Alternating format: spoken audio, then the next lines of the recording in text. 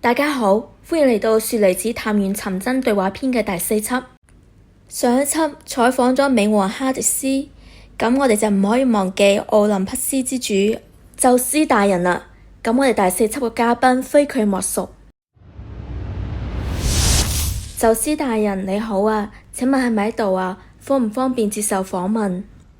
方便，非常方便，一直等緊你啊！唔可以就係哈迪斯去你嗰度，要公平公正咁樣，你都要訪問下我先得㗎。咁太好啦，不如而家就開始啊！好啊，咁正式開始啦。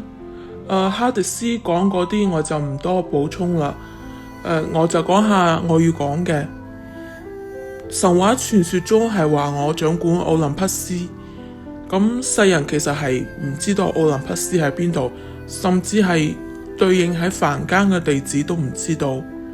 其實呢啲都唔重要，因為都係喺另外空間。奧林匹斯其實係喺北歐嘅地界嗰度，而且好快就會顯現出嚟。好快唔係話今年吓，係近幾年。點解要顯現出嚟啊？因為我呢個體系都想參戰，我哋都想喺呢個偉大嘅歷史留下一輝煌嘅一筆。而家好多人都係流傳緊，好似好有權力慾望，同埋好中意女人。呢個就係大家對我嘅一個印象。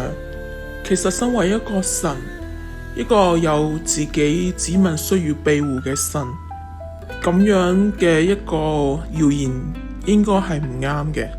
不過我唔想喺度解釋啲咩。傳謠嗰啲人係中意傳啲咁嘅嘢，係因為符合咗佢哋心入邊陰暗嗰一 part。正常嘅人都唔會去傳啲咁嘅謠。咁就好啦，係謠言就好。我細個嗰時真係覺得好難以理解，如果係一個咁樣嘅神，點會有咁高嘅權力？原來係謠言。係啊，我係好多仔女，但係呢啲全部都係由我嘅神力而誕生嘅，絕對唔係話我因為我嘅色心去揾唔同嘅女人，搞啲唔道德嘅嘢生出嚟。其實我係一個掌管世間秩序嘅神，譬如話法律，我就係負責法律嘅公平公正嘅。咁講到呢度，可能大家就會真係覺得我係一個同傳說中一模一樣嘅非常之唔好嘅神，因為而家嘅秩序係混亂嘅，而法律係完全唔公平唔公正嘅。法律可以話已經淪為嗰啲有錢有權力嘅人嘅一個利器，傷害他人嘅利器。咁我都唔想同自己解釋太多，因為事實都係咁樣嘅。已經有50-60年，其實我係已經冇理世間事嘅，我就係一個旁觀者。因為呢個世間發生咗好大嘅變化，係幾千年來從來都冇嘅。呢個世間上近百年來出現咗一個大魔王，可以話已經控制咗成個社會從上到下嘅一個局勢，滲入咗方方面面，每一個角落都有。而且一個大魔王嘅背後係有好多神支持緊嘅。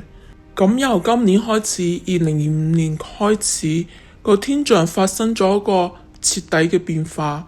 嗰啲支持大魔王嘅神已經全部基本上都灰飛煙滅啦。而大魔王而家都係各方勢力都喺度剷除緊佢，佢都命不久矣。同埋聖徒而家嘅能力亦都漸漸發揮咗出嚟，唔再好似以前咁樣被壓制住。我哋都係咁樣壓制我哋嘅力量，今年基本上徹底已經消失咗。唔好覺得我哋係神就好似無所不能。好多嘅神同我一樣係三界嘅神，我哋係喺呢50-60年嚟，特別係近20年，我哋可以話咩都做唔到，只可以做一個旁觀者。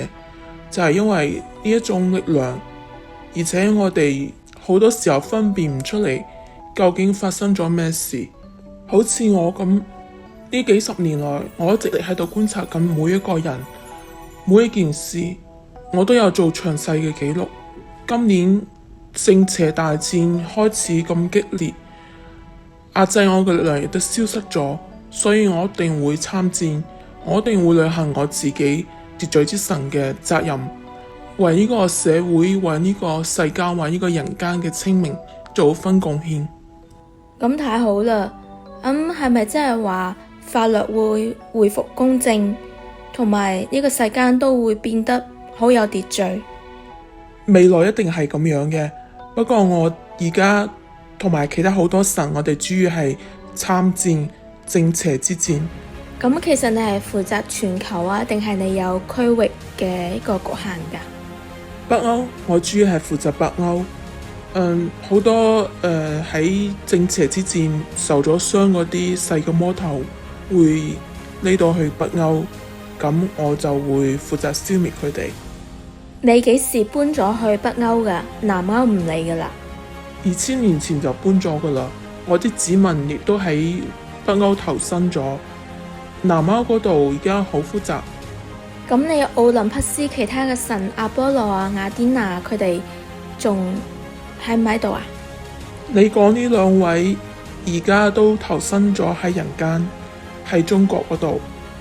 我哋奧林匹斯有1/3嘅神都已經轉世為人，接受考驗，亦即係而家嘅聖徒。